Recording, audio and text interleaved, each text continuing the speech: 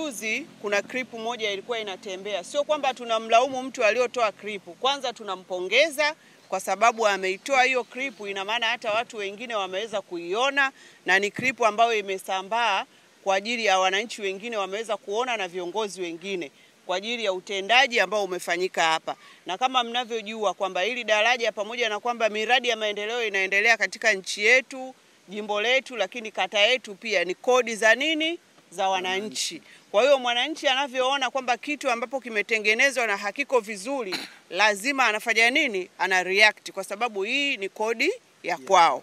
Kwa hiyo tunashukuru sana mtu ambaye ametengeneza hiyo klipu kuonyesha kwamba daraja limejengwa lakini mvua imenyesha, imekuwa ni kazi nini? Kazi bure. Kwa hiyo baada ya kuiona hiyo klipu tukaja hapa. Tulikuwa tunatarajia kuja hapa kwa ajili ya makabidhiano kati ya mkandarasi na uongozi, lakini tumerudi hapa kwa ajili ya kuona ile klipu ambayo imesambaa kwenye mitandao ikionyesha pamoja na kwamba mkandarasi amejenga, lakini mvua bado ni kubwa na maji bado ni mengi yanaingia kwenye nyumba za watu. Kwa hiyo baada ya kuona hiyo klipu tukamtafuta engineer na tukamtumia hiyo klipu, tukamtumia waziri na tukamtumia mkandarasi.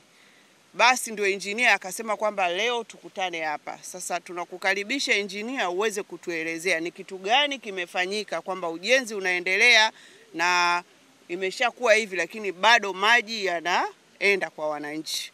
Naitwa Mhandisi Grayson Nzonda, ni mhandisi wa TARURA wilaya Ilala. Kwanza niwape pole wananchi wa maeneo haya kwa ile clip niliyoiona, lakini mimi binafsi nilifanikiwa kupita hapa usiku kimya tu mwenyewe. Nilipita nikaona hali ambayo ilikuwepo, lakini pia ni watoe wasiwasi kwamba daraja limejengwa lakini bado linaleta changamoto. Mradi bado haujakamilika, upo kwenye utekelezaji, na hata hichi kifusi mnachokiona hakina hata miezi miwili tangu kimewekwa. Na hatua ambazo zimebakia hapa, bado mifereji itajengwa. Kwenye klipu Mheshimiwa Mbunge nilisikia inazungumzwa mifereji. Mifereji ipo, ni pati ya mradi na itajengwa. Tutajenga makinga maji na mto pia utasafishwa kwenye maingilio ya maji na matoleo ya maji. Kwa sababu ujenzi bado unaendelea na mkandarasi pia tumeshamuelekeza kwa maandishi, na jana pia alipita hapa.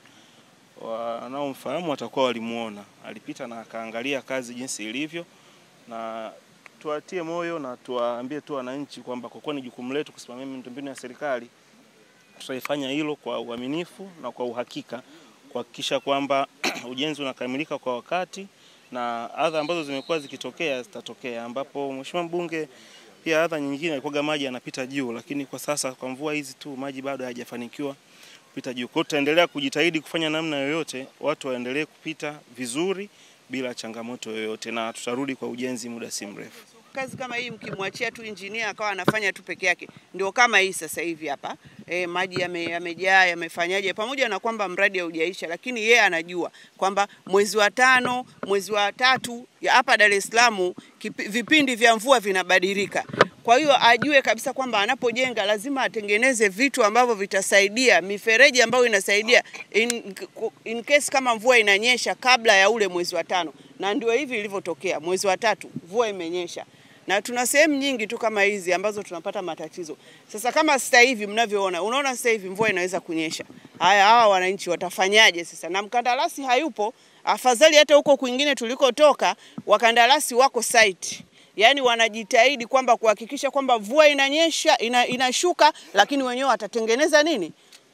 Watatengeneza mikakati ili watu waweze kupita. Hapa sasa hivi mvua ikinyesha mnafanyaje? Na wao umesema tutamkuta hapa saa 6. Jamani, mkandarasi mlimuona alipita jana? Mlimuona alipita juzi? Alipita sasa kama anapita inabidi atengeneze mifereji ili haya maji yasije yakaathiri nyumba za watu. Kwa hiyo nilikuwa naomba engineer mkandarasi arudi hapa kwenye site. Mvua hii inanyesha, inaweza ikanyesha leo, inaweza ikanyesha kesho. Jambo lingine kama nilivyoongea, wananchi nichukue nafasi hii kuwashukuru sana, hasa alioposti hiyo clip, kwa sababu hizi pesa ni pesa za wananchi, ni kodi ya wananchi.